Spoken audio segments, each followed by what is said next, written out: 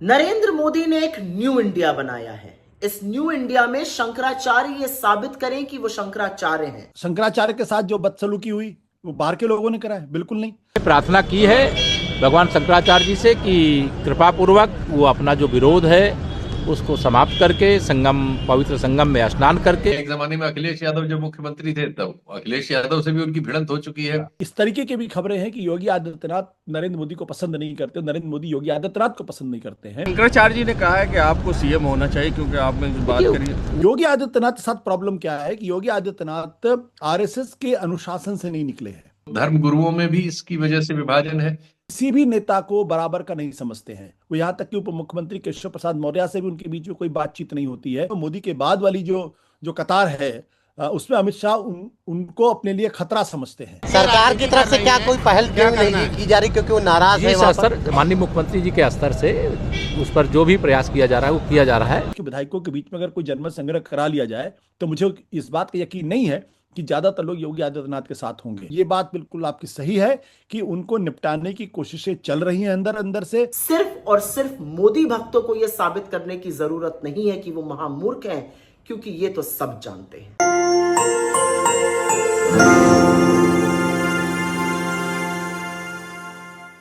प्रयागराज माघ मेले में शंकराचार्य, अभी मुक्तेश्वरानंद और उत्तर प्रदेश सरकार के बीच का विवाद लगातार जारी है। आज लगभग 9 दिन हो गए हैं स्वामी शंकराचार्य अपने शिविर के भीतर उन्होंने प्रवेश नहीं किया है। आप ये सोचिए कि उत्तर प्रदेश, जहां पर यह कहा जाता है कि राम राज्य है, भगवान प्रभु राम के भक्तों की सरकार है, जहां पर इस तरह के दावे किए जाते हैं, वहां पर हिंदू धर्म में, सनातन परंपरा में शंकराचार्य जैसे पद पर विभूषित व्यक्ति को स्नान ना करने दिया गया, जिस कारण वो धरने पर एक तरह से बैठे हुए हैं। 9 दिनों से उन्होंने शिविर में प्रवेश नहीं किया है और यह विवाद लगातार बढ़ता जा रहा है। इस मसले पर उत्तर प्रदेश के उप मुख्यमंत्री क्या कह रहे हैं वो आपको सुनना बहुत जरूरी है, क्योंकि एक तरफ उत्तर प्रदेश पुलिस प्रशासन उनके खिलाफ गुस्सा है शंकराचार्य का। वो ये कह रहे हैं कि जब तक वो आकर माफी नहीं मांगेंगे, उनको ससम्मान स्नान नहीं करने को कहेंगे, तब तक वो यहां से नहीं हटेंगे। और उत्तर प्रदेश के उप मुख्यमंत्री बार बार शंकराचार्य को भगवान कहकर संबोधित कर रहे हैं। तो आखिर ये कैसी राजनीति कि उत्तर प्रदेश की पुलिस और प्रशासन शंकराचार्य को प्रताड़ित कर रही हो और उन्हीं के उप मुख्यमंत्री उन्हें भगवान कह रहे हैं।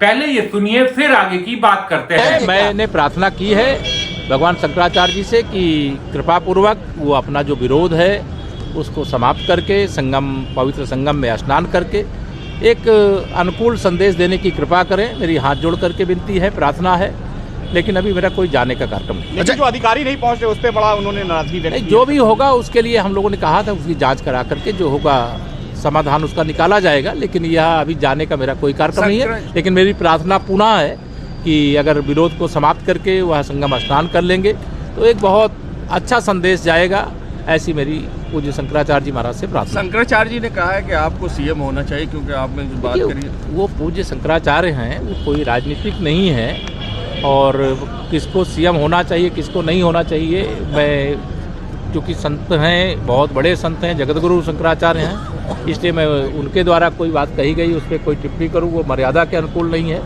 लेकिन यह सब तय करना हमारी पार्टी का काम है और उनसे यही चरणों में प्रार्थना करेंगे। हम उनका सम्मान करते हैं, प्रयागराज के माघ मेले में आए, उनका हृदय से स्वागत करते हैं।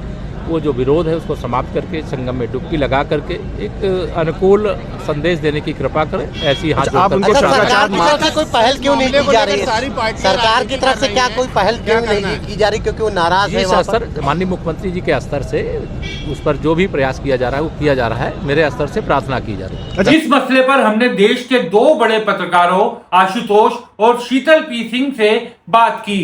उनसे बात कर ये समझने की कोशिश की कि क्या उत्तर प्रदेश में योगी आदित्यनाथ और शंकराचार्य विवाद का मूल क्या है, क्या इसके पीछे कोई राजनीति भी है।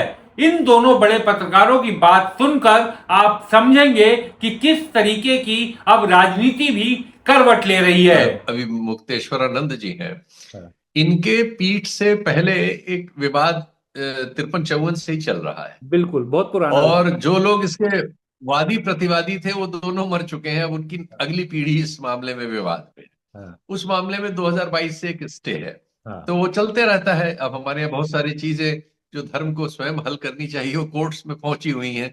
ये एक और नकारात्मक चीज है। खैर, लेकिन उनको बाकी सारे शंकराचार्य एक को छोड़कर सब, उनको कोई आपत्ति नहीं, वो उनको मानते हैं हाँ, और वो लगातार है। उनकी एक प्रवृत्ति है कि वो बहुत सारी चीजों पर जो भी सत्ता में रहता है उसकी आलोचनाएं करते हाँ, रहते हैं। एक जमाने में अखिलेश यादव जब मुख्यमंत्री थे तब अखिलेश यादव से भी उनकी भिड़ंत हो चुकी है, हाँ, तब भी उन पर इस तरह की कार्रवाई हो चुकी है। अब योगी जी हैं सत्ता में, इस बार योगी जी आमने सामने हो गए। अब वहां क्या हो रहा है कि सरकार जो अपने द्वारा पैदा किए हुए धार्मिक नेता हैं, जैसे एक सतुआ बाबा, इसमें बड़ा नाम आ रहा है। हाँ, सतुआ बाबा एक बनारस के होटलियर कह सकते हैं उनको, लेकिन अब वो एक पीठ उनको मिल गई है और वो इस समय मुख्यमंत्री के बहुत करीब हैं। हाँ, और तमाम बड़ी बड़ी 3-3, 4-4 करोड़ की कारों से वो आते हैं और उन सारा प्रशासन जो इस समय है माघ मेला का, वो उनकी सेवा में होता है, क्योंकि उनको जानता है कि मुख्यमंत्री के करीब है। हाँ, तो नतीजा ये हो रहा है कि उनकी सेवा में लगे होने के नाते बाकी सबकी उपेक्षा स्वाभाविक है। और ये जो है शंकराचार्य मुक्तेश्वरानंद जी, ये हमेशा सरकारों के, जैसा मैंने कहा, आलोचक रहे हैं। इस सरकार के भी आलोचक हैं। वो गाय वाले सवाल पर बहुत ज्यादा सेंसिटिव हैं और उसको उनके जो इसके पूर्व जो उनके गुरु थे वो भी वही करते थे, इस सवाल को बड़ा करते थे। तो उसकी वजह से वो आमने सामने होते हैं और बहुत चीजों पर वो आलोचना करते हैं। तो इस बार मुझे लगता है कि उनको सबक सिखाने का कुछ मन था। तो प्रशासन को कहा गया होगा इशारा कि भाई इनको औकात में ला दो, तो प्रशासन ने उनको एक स्टेज पे कहा कि अब आप पैदल चलिए।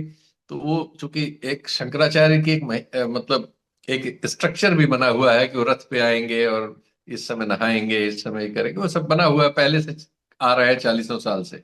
इस बार उनको कह दिया गया कि नहीं, प्रशासन ने कहा कि तो इस पे उनके और उनके चेलों के बीच जो है वहां धींगा मुश्ती हो गई। बाद में उसको जो है पुलिस ले गई, उनको पीटा बीटा। जैसा जब पुलिस, तो जब जिस पे अगर प्रशासन की हाँ हो तो पुलिस सबके साथ, चाहे वो किसान हो, मजदूर हो, छात्र हो, और अब हिंदू धर्म गुरु भी हो, तो उनको भी उसी तरह से ट्रीट करती है जैसे किसी को भी करती है। तो वो एक विवाद हो गया है जिस पर आपने ये उंगली रखी, और वो विवाद इस समय बड़ा हो गया है। अभी एक शंकराचार्य कोई आए हैं द्वारिका पीठ के, शायद इनके समर्थन में, इन शंकराचार्य के समर्थन में। बाकी दोनों की ओर से अभी मुझे प्रतिक्रिया नहीं प्राप्त है। एक पुरी के शंकराचार्य हैं, वो इनसे असहमत रहते हैं। एक तीसरे हैं, उनकी अभी प्रतिक्रिया नहीं आई है। तो धर्म गुरुओं में भी इसकी वजह से विभाजन है। और जो सरकार के समर्थन से संत हैं बहुत सारे, जो इनके राजनीतिक काम को आगे बढ़ाते हैं, जो इन्हीं की जो भाषा ये चाहते हैं वो भाषा वो बोलते हैं, वो हिंदू राष्ट्र वगैरह की बात करते हैं और जो वर्तमान सत्ता है इसका गुणगान करते हैं और सत्ता के पक्ष में होते हैं। तो उनके राजनीतिक अभियानों में उपलब्ध रहते हैं, उनके लिए वोट भी मांगने को तैयार रहते हैं। तो ऐसे लोगों को सरकार जो है पुलिस की सुविधा, सुरक्षा व्यवस्था देना, उनको कार्यक्रम वगैरह, जैसे सतुआ बाबा को ये माघ मेले में शायद 120 एकड़ जमीन दे दी गई है सबसे ज्यादा कि वो वहां अपने माघ मेला के श्रद्धालुओं को, हाँ, वहां आराम से ठहरा सकते हैं अपने समर्थकों को, और अगर कोई उससे आर्थिक लाभ भी है तो उन्हीं को मिलेगा। तो ये सब चीजें जो है, जो कन्फ्रंटेशन का कारण बनती हैं, बनी हुई हैं, इस मामले में तो ये हुआ है। यह भाजपा के भीतर भी एक अंदरूनी गुट है जो योगी आदित्यनाथ को राजनीतिक रूप से निपटाना चाहता है, क्योंकि 2027 में अगर वो मुख्यमंत्री बने, सरकार बनाई उन्होंने, जीते उत्तर प्रदेश, तो वो प्रधानमंत्री पद के सबसे बड़े दावेदार बीजेपी में नरेंद्र मोदी के बाद हो जाएंगे। क्या, क्योंकि अब ये चर्चा भी चलने लगी है कि इसमें बीजेपी की इंटरनल फाइट का भी पूरा वो हो सकता है। तो क्या उस दिशा में भी इसे देखा जा सकता है? क्या ये जो पूरा शंकराचार्य मणिकर्णिका विवाद, और जैसा आपने खुद अभी बताया सर, उनकी पूरी हिंदुत्व की छवि को चोट पहुंचाया जा रहा है, तो क्या ये एक कोई इनसाइडर प्लो भी हो सकता है? ये इनसाइडर का प्लॉ भी हो सकता है, लेकिन देखिए दो चीजें हैं। एक चीज ये है कि क्या जो लोग उनसे उनको पसंद नहीं करते, क्या उन्होंने मणिकर्णिका घाट वाला उपक्रम करवाया? नहीं, ये तो सरकार का, उत्तर प्रदेश सरकार का अपना कार्यक्रम है। क्या शंकराचार्य के साथ जो बदसलूकी हुई वो बाहर के लोगों ने कराया? बिल्कुल नहीं। तो लेकिन दोनों घटनाक्रमों से उनके जो विरोधी हैं पार्टी के अंदर, उनको ये मौका मिल गया और इसलिए अब उसको हवा देने की कोशिश की जा रही है, मीडिया में खास तरीके से नैरेटिव बनाने की कोशिश की जा रही है। योगी आदित्यनाथ के साथ प्रॉब्लम क्या है कि योगी आदित्यनाथ आरएसएस के अनुशासन से नहीं निकले हैं। वो हिंदू महासभा से थे और हिंदुत्ववादी नेता के तौर पर छवि थी उनकी, एक दबंग हिंदुत्ववादी नेता की तौर पर छवि थी। और 2017 में जब भारतीय जनता पार्टी को प्रचंड बहुमत उत्तर प्रदेश के अंदर मिला, उस वक्त केशव प्रसाद मौर्य भारतीय जनता पार्टी के अध्यक्ष थे और उनका बड़ा स्वाभाविक सहज क्लेम था मुख्यमंत्री की कुर्सी को लेके। लेकिन उनकी जगह योगी आदित्यनाथ को लाया गया तो सोच समझ के लाया गया था कि उत्तर प्रदेश जैसे राज्य के अंदर अगर एक दबंग हिंदुत्ववादी नेता होगा तो उससे भारतीय जनता पार्टी का प्रसार होगा और हिंदुत्व और एक ऑल्टरनेट लीडरशिप तैयार हो जाएगी। तो वहां तक तो सब कुछ ठीक था, लेकिन चूंकि वो आरएसएस के अनुशासन से नहीं निकले हैं, इसलिए कई बार ऐसा होता है वो आरएसएस की उस वो जो रेड लाइन है उसको क्रॉस कर जाते हैं। वो कहीं ना कहीं अपने स्वभाव में डिफाइंड बनने लगते हैं। और उनकी एक और छवि बन गई है, वो है कि जातिवादी नेता की, कि वो अपनी जाति के ही लोगों को आगे बढ़ाते हैं, उन्हीं पर विश्वास करते हैं। और इसीलिए जो अपर कास्ट की दूसरी जातियां, खासतौर ब्राह्मण जाति जो है, वो उनसे नाराज रहती है। पिछले दिनों जो विधायकों की एक मीटिंग भी हुई थी जिसको लेके पार्टी के अध्यक्ष पंकज चौधरी ने नोटिस भी इशू किया था।